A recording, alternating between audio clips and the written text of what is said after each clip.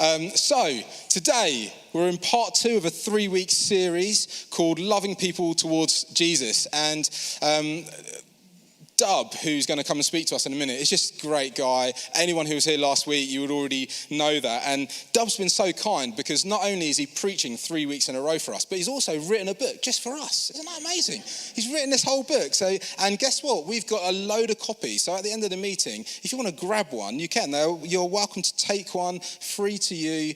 You can grab it and it will help you to remember all that he spoke about over these 3 weeks and more as well. I've read it. It's easy to read, easy to digest. It takes about 4 or 5 minutes to read each chapter, and you'll whiz through it in a couple of days. And just real faith building and encouraging. And so, with all that said, why don't we give him a big welcome as he comes up?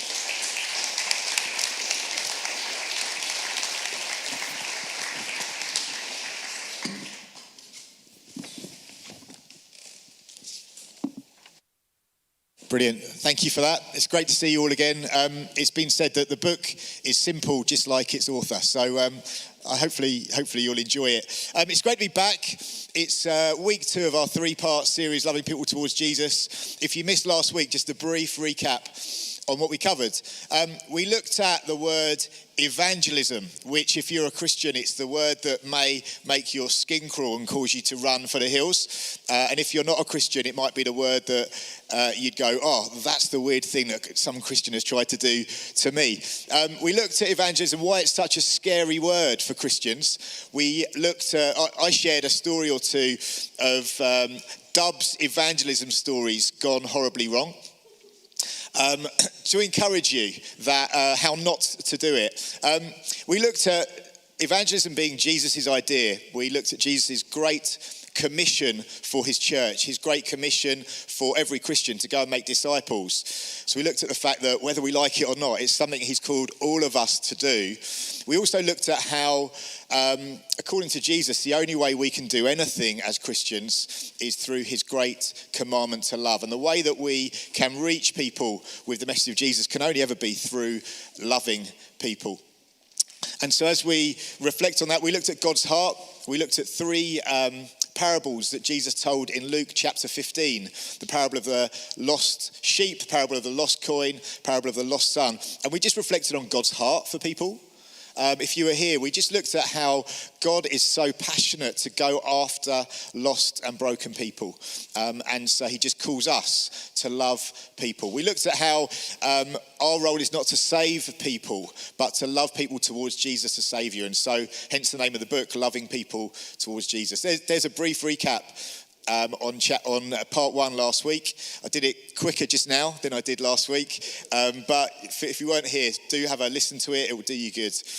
Today, part 2, we're going to look at the topic, what does loving people towards Jesus look like? We will look at some truths from the Bible, from some truths from Jesus' lips, and I will share lots of stories today about what I've seen as I've looked to love people towards Jesus and as I've seen God do amazing things in the lives of people around me. I think today is going to be really super encouraging for you. I believe it will, because as we look at all Jesus wants to do in you and through you, I think you'll feel empowered and encouraged. As you hear stories of lives changed, I think you'll start to dream about people in your life and think, wow, maybe for them, maybe for them, maybe for them. Because you know what? God is passionate about the people in your life. So, what does loving people towards Jesus look like? Firstly, loving people towards Jesus means you care before you share. There's a cheesy strapline for you to remember. You care before you share. What does that mean? You care, you love people, you fulfill Jesus' great commandment to love before you share the gospel, before you evangelize. And this is a really a cultural thing to say. We are in 21st century post-Christian Britain, and in our culture, people may not be as close to God or as ready to hear the gospel as maybe people would have been in years gone by. It's been said that in the 1800s, the Methodists would come into a town.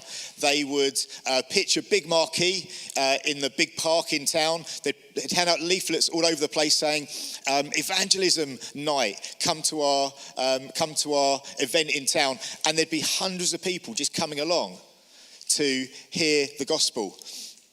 What would that be like if you did that in Guildford today? If you just hand out leaflets and say, come and hear the gospel, would you have hundreds of people queuing out the front of this building? You may not. And it's been said that as the Methodists came and preached, huge numbers of people will come to faith. Town after town after town after town. In the Methodist era of the 1800s, you didn't necessarily need to care before you share. People were ripe and ready to hear the gospel of Jesus, and you could just come and tell them, and their ears would be attentive, they'd want to hear, their hearts would be changed, and you see people come to faith time and time again.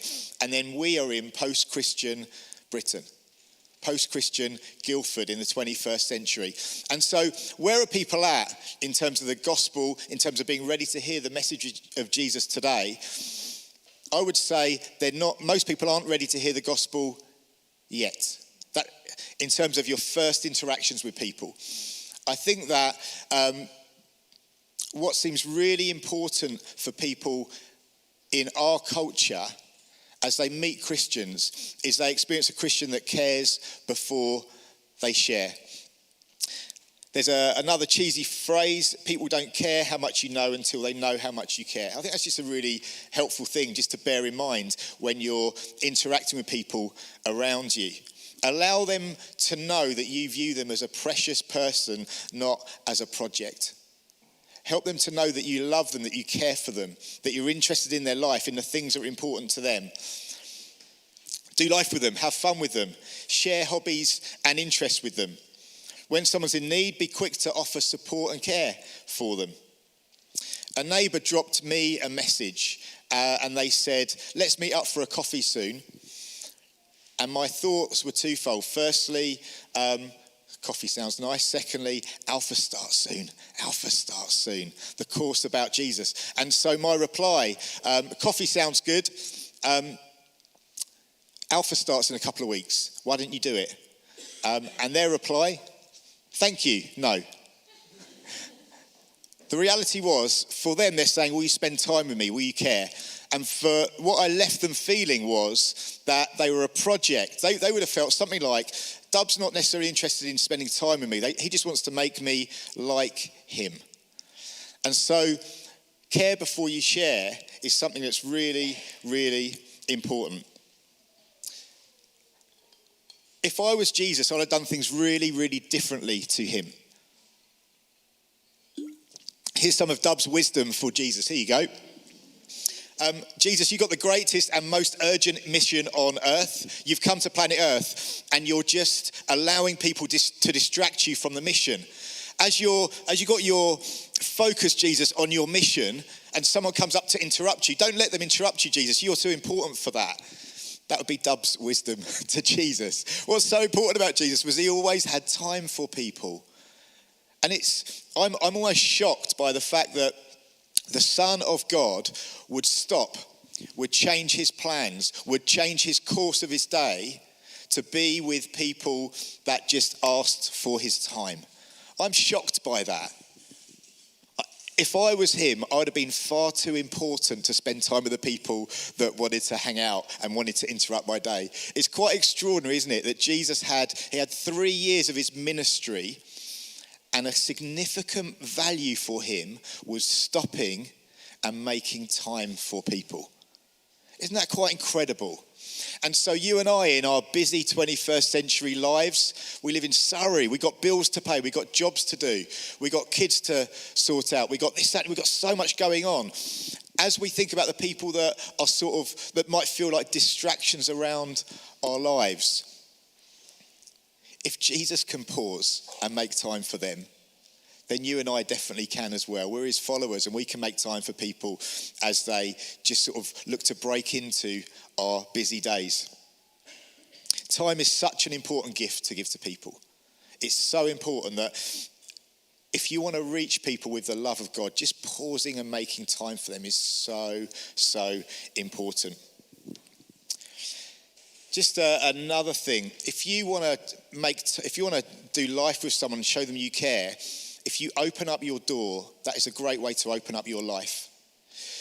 Such an important value of Jesus was hospitality, was being with people, was having a meal with people.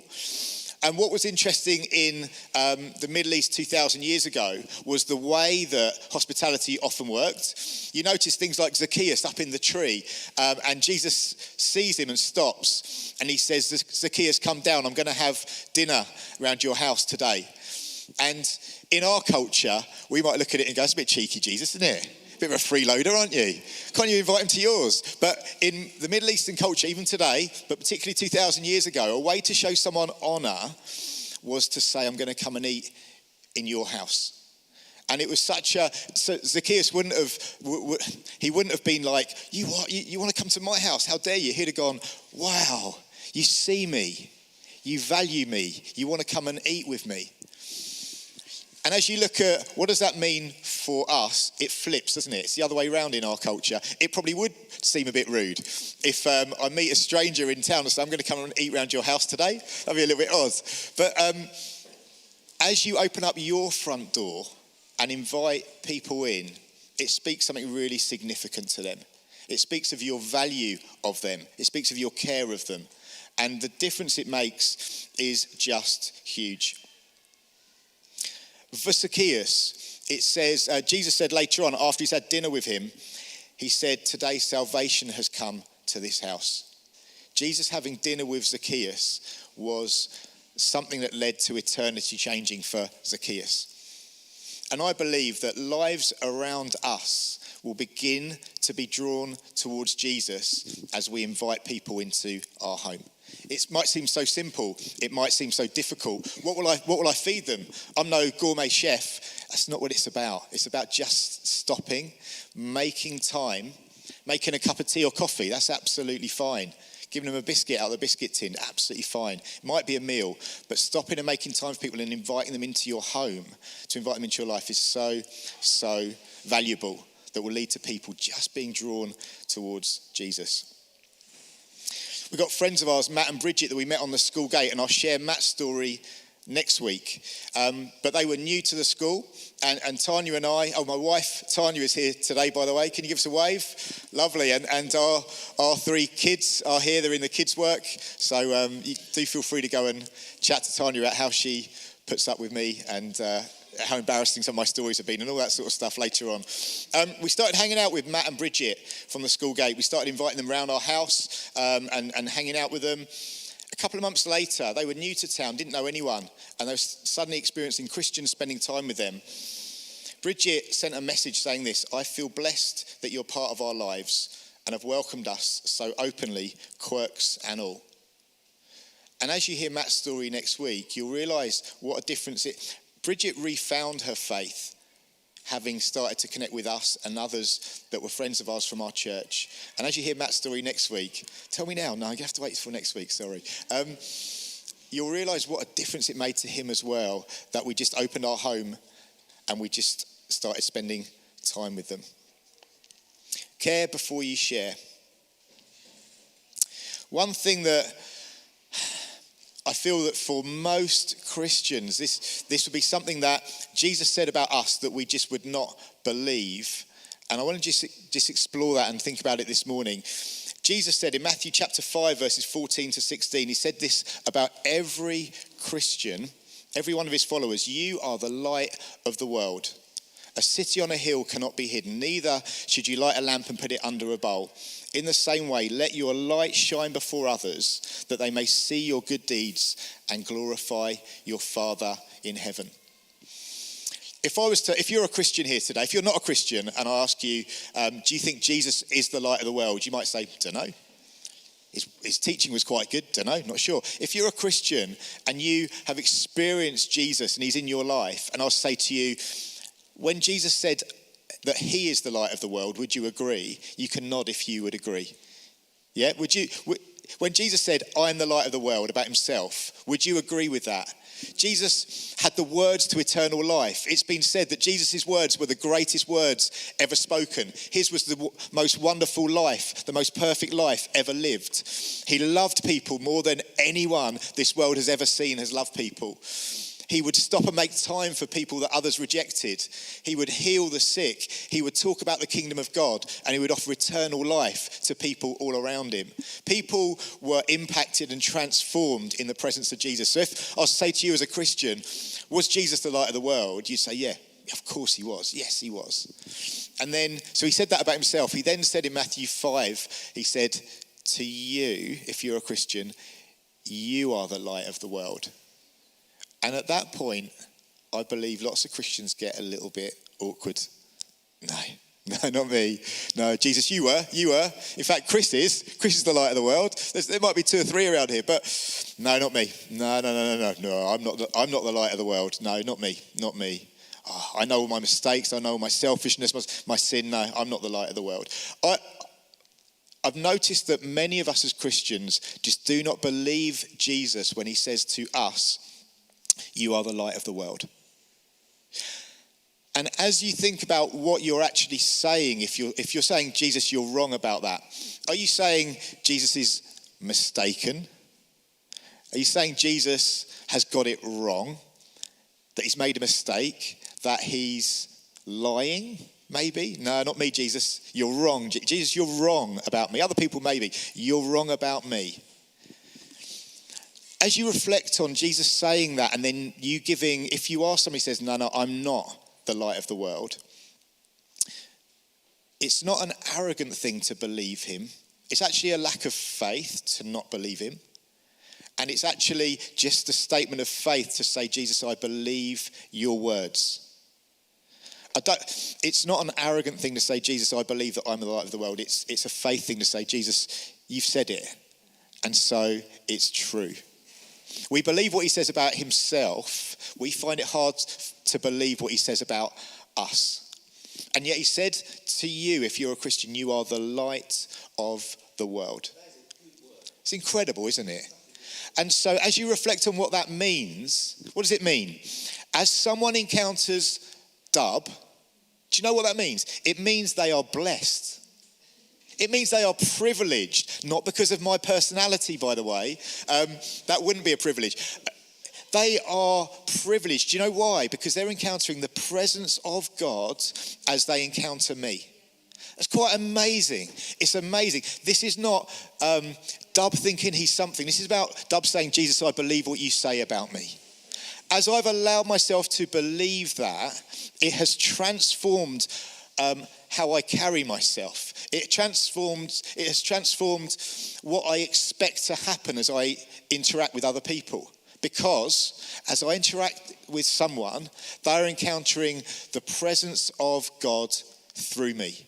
Isn't that amazing? As you think about that for yourself, as you go about your day today, as you go about your week this week, as you go to your workplace, or you drop the kids off, or you go to wherever you do your hobbies, or you go to the shops, and you interact with someone, a small smile or a little hello, and you are just yourself, and you just connect with someone, they're experiencing just something of God as they encounter you. Can I encourage you to believe Jesus when he says that about you? Because it changes so much.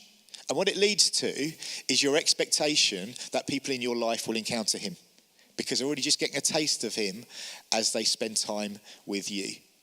So important. Please, I want to encourage you maybe just to take those 3 verses, Matthew 5, verses 14, 15, 16, and just reflect on them this week.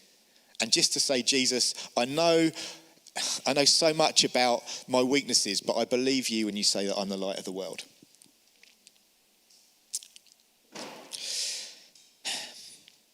I met Nick and his son George at a parent and toddler singing group at a church near me, and it was as awkward an experience as you are thinking it probably would have been.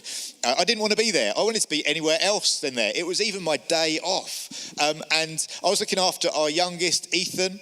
This was maybe a year ago before he started school. My wife, Tanya, was working on a Thursday, so I was off on a Thursday. And I got a message from Sarah, one of the mums in our church, who'd been to a local in our village, been to a parent and toddler singing group. And she messaged me saying, can you come next Thursday? There's a guy called Nick.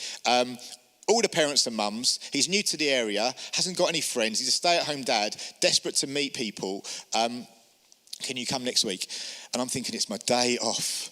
Oh, and that sounds like the worst thing in the world. And so I took a deep breath the next Thursday morning, got dressed, and then was heading there. And as I was heading there, I saw there was like a 2.5-minute voice note from Sarah explaining how terrible it's going to be, how much you'll hate it. And don't worry about going, it'll be awful. But I was committed, so I went. And it was as bad as I was expecting. It really was. It was a dusty old hall. It smelt of little kids. And the singing time was really, really awkward. And I didn't want to be there.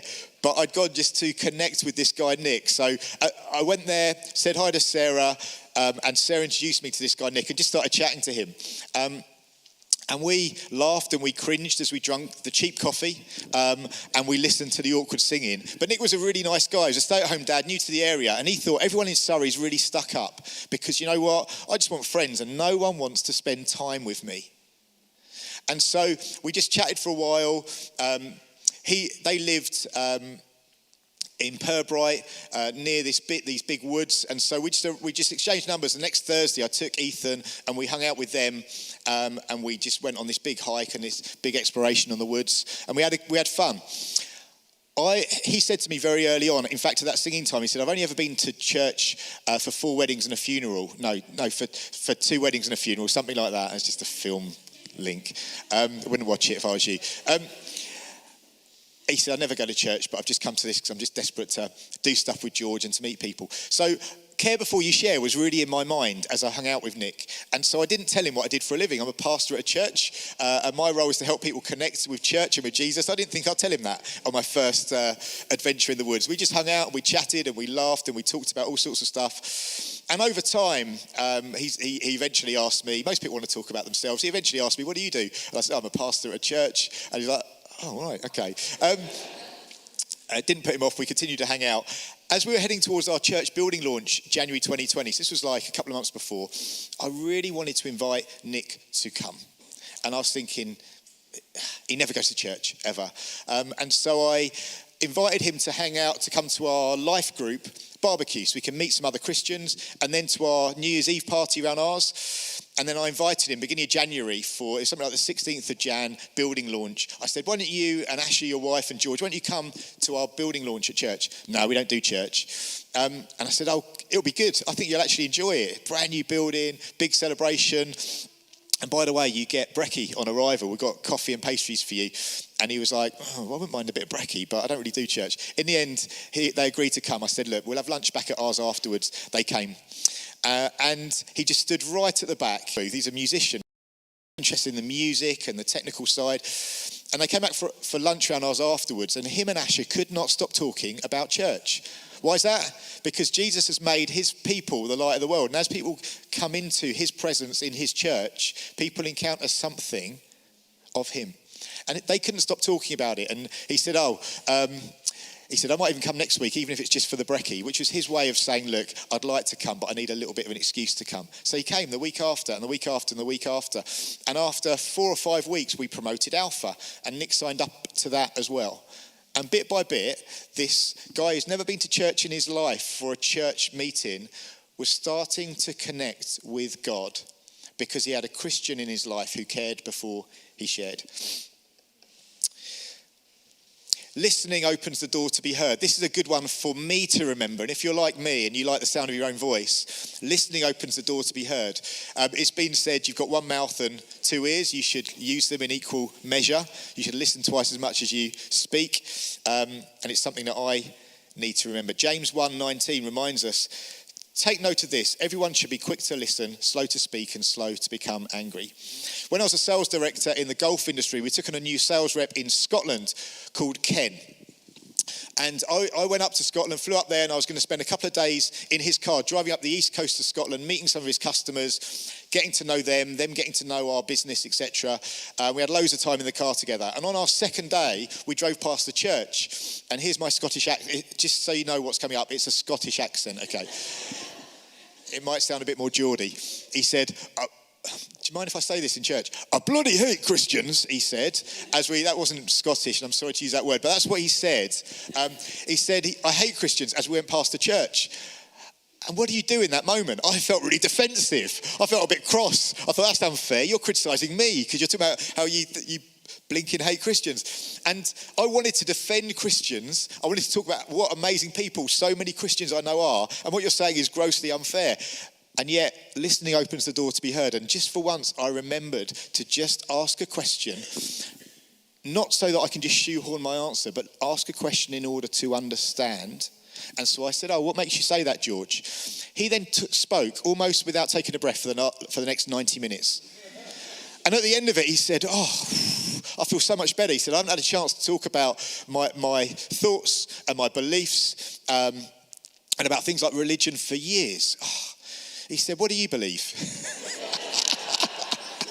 And I said, I'm actually a Christian. And he said, what? And he kept saying to me, I was going to do a Scottish accent, I won't. He kept saying, I am so impressed. He said, I've met so many Christians that just want to push their views on me and don't care about what I think. I've met so many hypocritical Christians who don't practice what they preach, and all you've done is listen. And that listening did open the door to be heard in all sorts of ways. So as Ken had different dramas going on around his family, he would get in touch with me and ask me what I thought. When he had stuff that he didn't know the answer to, he'd allow me to pray for him and his family. When his grandson was born really prematurely, he asked me to come up and pray for the baby.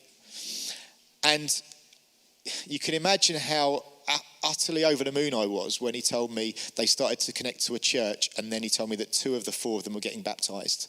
Isn't it just incredible what God wants to do in the lives of people, not because we're trying to stimulate something, but because he's the God who's at work. We were talking last week about Jesus saying, my Father is always working. The God who's always at work, that wants to work through you and me as we love people well.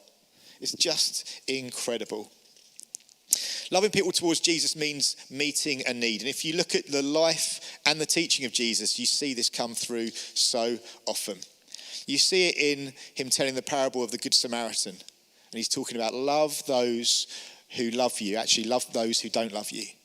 Give to those who can't pay you back. Meet a need. Matthew chapter 25, he talks about all the different ways that we can care for people in our lives. He listed all sorts of things like feeding the hungry, giving drink to the thirsty, clothing the naked, giving somewhere to live to the homeless, visiting those in prison.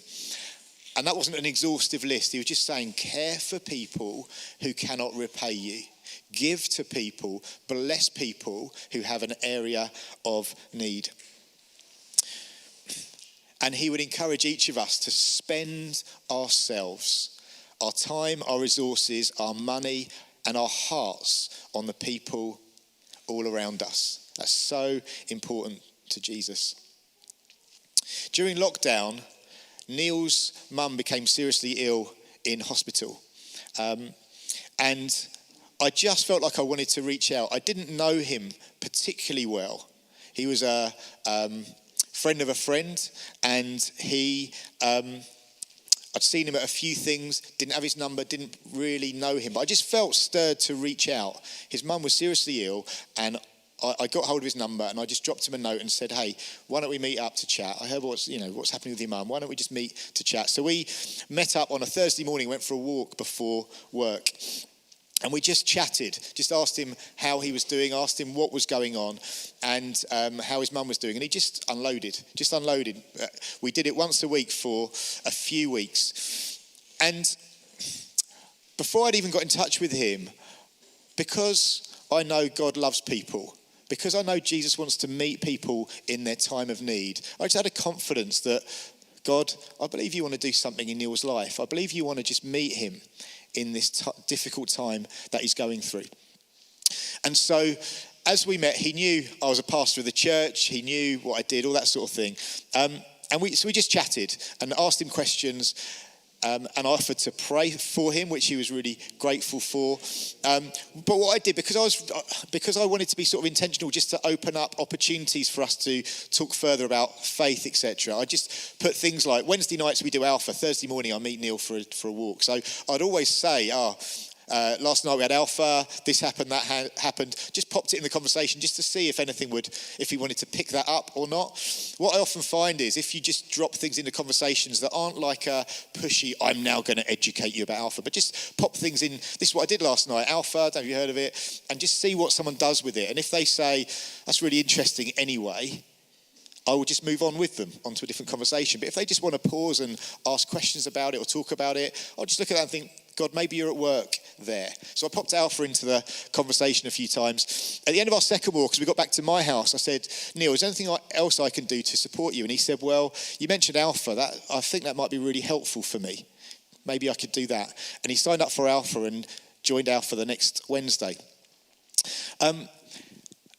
He had left church as a teenager, and he was now early 40s, so it might have been 25 years or so since he'd been in church.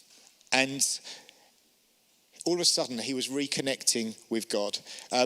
He sent me a text message more recently, and he put this: really blessed by our friendship and the impact you've had by bringing Jesus back into my life, mate. Thank you, love you, man, and see you soon. I don't know why I put that last. You didn't need to know that last bit, but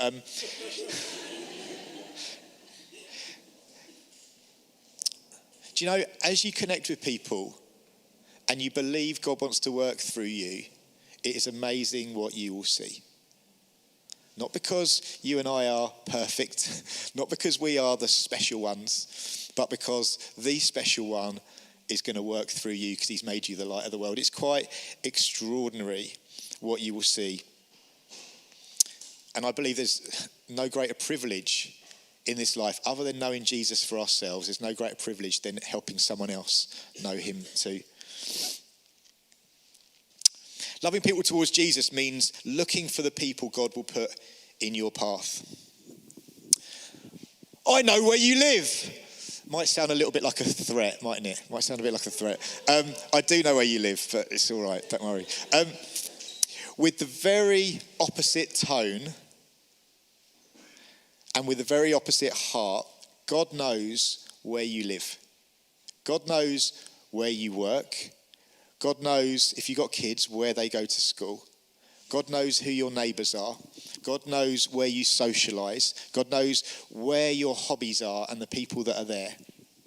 And none of it is an accident. In Acts 17, verses 26 to 27, it says this: God determined the time set for them and the exact places where they should live. God did this so that men would seek him and perhaps reach out for him and find him, though he is not far from each one of us. God has decided where and when you will live. Another translation talks about God has placed boundaries around you. Where you live and where you interact and where you move is not an accident, because God has placed you there so that Jesus, the light of the world, can shine through you to the people he's placed around you. And just as God has decided where and when you will live, so God has decided where and when your neighbours will live in your street. God has decided where and when your work colleagues will work with you.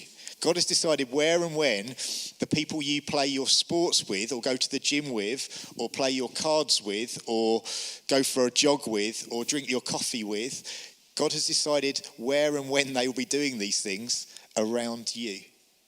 Why? Second part of the verse, God has done it so that people would seek him and perhaps reach out and find him, even though he's not far from each one of us.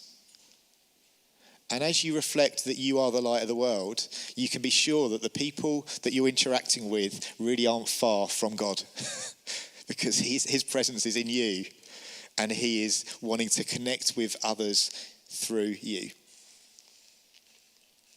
From the early days of me and Tanya becoming Christians, her brother Clint wasn't at all interested.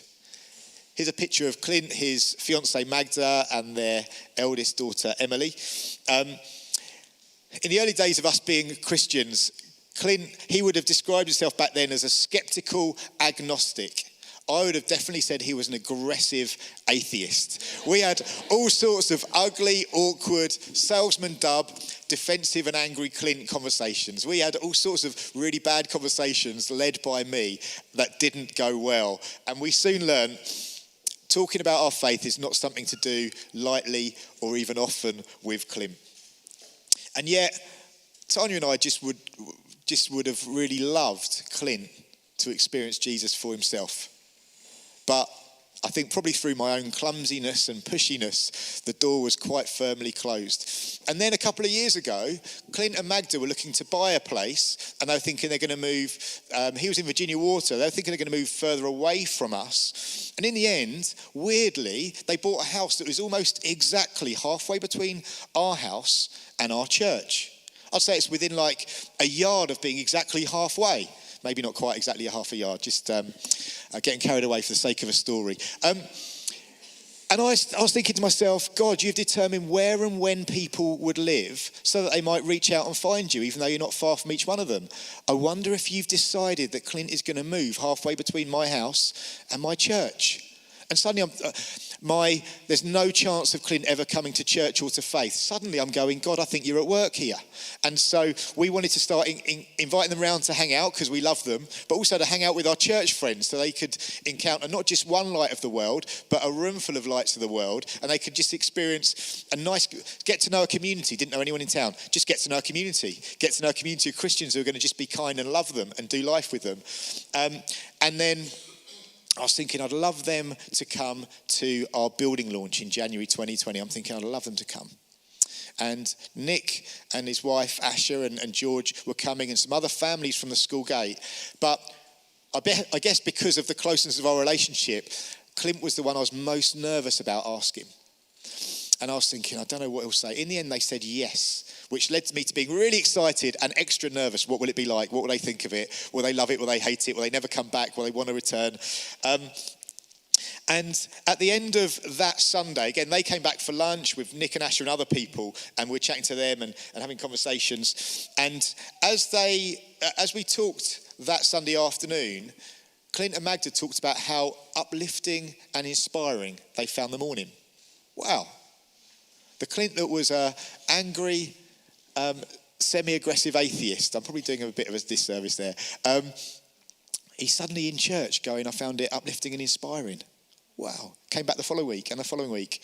And then when lockdown hit, they had a little girl, couldn't get out to do Alpha online, so get Alpha in person. So I'm thinking, I don't know how that's going to work. Suddenly, lockdown came, and we're doing Alpha online, and me and Tanya were going to host a group. And so I said to Clint and Magda, amongst other people, do Alpha with us online. You can just sit in your front room, won't need to get a babysitter, or it won't be that one of you comes, the other one stays. Do Alpha with us online. And I said, by the way, Alpha, we normally do meals, but it's in lockdown, so we can't feed you in the church. So I'll drop a takeaway off to you beforehand. And so they were 2 of 6 people that did Alpha online in a group with Tanya, amongst other people who did Alpha online with us as a church. And all the way through the first probably 3/4 of it, Clint was like the antagonist of the group, nudging and prodding and pushing, a bit sceptical. And we'd finish some nights and Tanya was going, that was hard work. Towards the end, you just felt he started to soften, and you felt like he was starting to become open to the message of Jesus. And at the end of that Alpha, we filmed some Alpha stories, like 1 minute or so stories where people talked about who invited you to Alpha, what were you nervous about, how come you said yes, how did you find it, would you invite anyone else to do Alpha? And I said to Clint, can we film you? And he agreed. And one thing he said in his interview was this, that he'd gone from 0 interest in Christianity and God to doing Alpha, realising afterwards that it was the start of a new ongoing spiritual journey. Isn't that amazing? Just to put it in perspective, it was 18 years from when Tanya and I had become Christians before her brother did Alpha with us. 18 years. And yet the God who loves him, the one who searches for the lost, like the shepherd searching for the lost sheep, hadn't given up on Clint, and in fact positioned him in a place where we could start to connect him to our church family and then to church. I spoke to him quite recently, and I didn't begin this conversation. He began it and he said, I want to redo Alpha, but this time not from a position of being a skeptic wanting to disprove, but from a position of wanting to believe. He is really getting close to coming to faith in Jesus. Can I encourage you? I know there'll be Christians here and you'll have lost heart that people in your life that you love, that you've had years of them not coming to faith. Can I just encourage you that the good shepherd who searches for the lost sheep, Jesus, who has come to seek and save the lost, doesn't give up. Doesn't give up. Can you allow Clint's story to encourage you on again, that you can continue to love people in your life towards Jesus because he loves them? Loving people towards Jesus means looking for the people God will put in your path. And I've noticed that as I've come to believe that I'm the light of the world because Jesus has made me that, and as I've come to realise that people around me are not there by accident, it's helped me to look up and to expect there to be people that God is at work in people's lives. To expect it, because that's what he does. So when I ran a football team, we had 8 players who came on Alpha with us. When I worked in business, 3 colleagues, including Ken, came to faith in Jesus. Since my kids started school, we've had about 30 families from school come to our church fun days, about 10 families come to our carol services, 15 individuals have done Alpha, and maybe half a dozen have come to faith in Jesus. Let me encourage you that God is always at work, and as you look up at the people God has placed around you, you will start to see him at work in all sorts of people, in all sorts of ways. I'm just going to share 2 more stories, and then the band will come back up.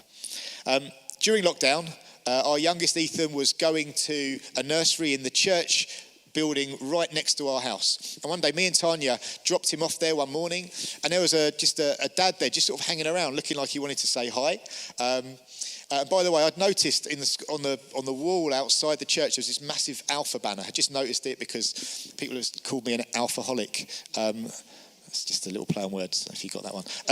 So I just noticed it, and I thought it's just in my mind. So anyway, just saw this guy looked like he wanted to say hi. Didn't really know him, but sort of recognised his face a little bit. So I said hello. His name was Darren. He'd been on the school gate, but his kids in different classes for maybe 2 or 3 years, but had never spoke to him. And we just began a conversation. And really quickly he said to me, "What do you do for work?" And for me, you're asking me too soon. I want you to get to know me more. I want to care before I share. But what do you do for work? So I thought, well, he's asked.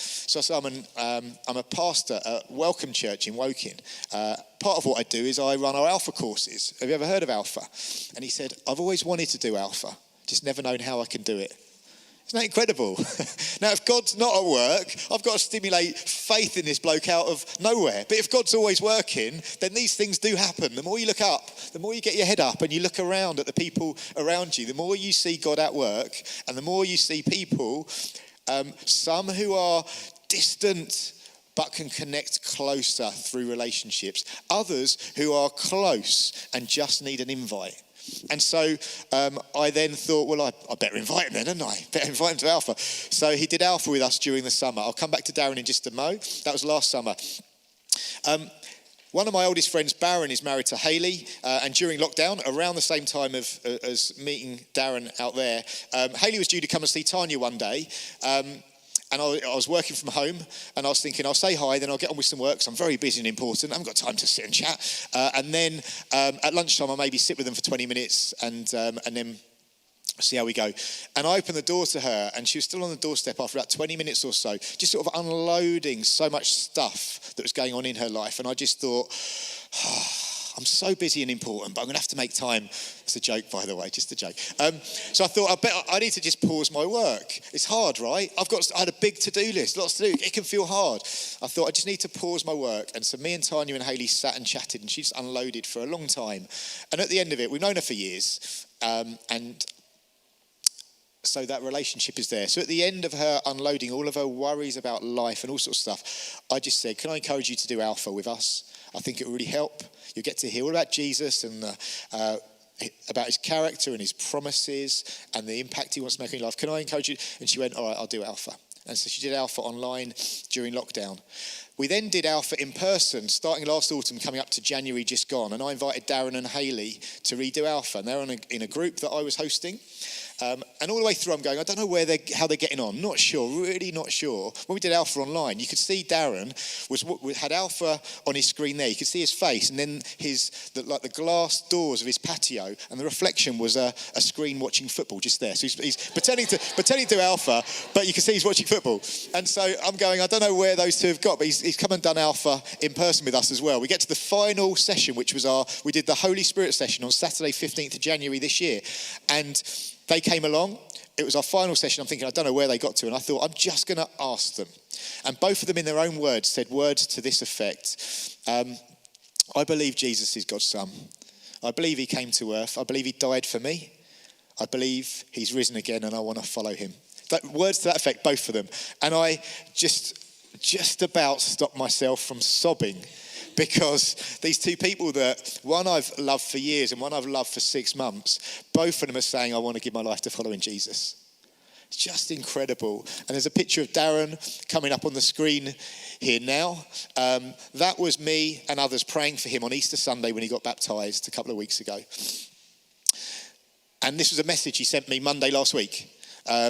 Hi mate, I wanted to text to thank you for introducing me to Welcome Church. I have a lot to learn, but really feel committed to my faith and know that I'm closer to Jesus than I've ever been. I owe you a massive amount of gratitude.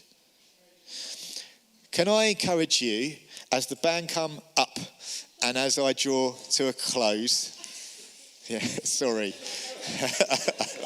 The band are going to lead us through sobbing and worship. Can you just reflect on the fact that as you help people encounter Jesus, they are always so delighted that you have. Now, there'll be people that you will look to introduce to Jesus and it doesn't happen. And you might allow them to cause you to shrink back and go, I just can't do it. But as you introduce people to Jesus and they encounter him, there is always such gratitude. If you think for yourself, if you're a Christian, like, wow, how grateful I am to the people who loved me, who prayed for me, who invited me. How grateful I am. That's what people will be like as you help them encounter Jesus. As we draw to a close, if you're thinking, I haven't got anyone in my life who's not a Christian, can I just encourage you to think about the boundaries God has placed around you, where you live, who are your neighbours, where you work, who are your colleagues, where you exercise, where you have fun, where you drink your lemonade or your beer, where you take your kids if you've got them. As you start to think about all these places, I reckon it'd be worth you doing this week, just jotting down a list of all the different names of people who aren't Christians that you've just connected with in all those ways. And you'll realise God has put a lot of people around me because he loves them and wants them to meet him. As we head into worship, let me just remind you, God loves people so much. He loves people so much that Jesus came and died for them. And he loves people so much that he's put them in your life so that you can love people towards Jesus. We're not talking about the high bar of soapbox preaching, just to remind you. We're talking about something that every Christian can do. We're talking about the qualifying bar for loving people towards Jesus being simply this, that you love Jesus, that you care for the people in your life and that you desire that they come to know him. That's the qualifying bar. Next week, the topic is called Loving People on Purpose, and we'll look at the intentionality you and I can have that can help people come into Jesus' presence so that he can do what only he can do and save them. We'll do that next week. But for now, let's just respond to God, the God who loves people, the God who saves, by worshipping. Why don't we stand as the band lead us?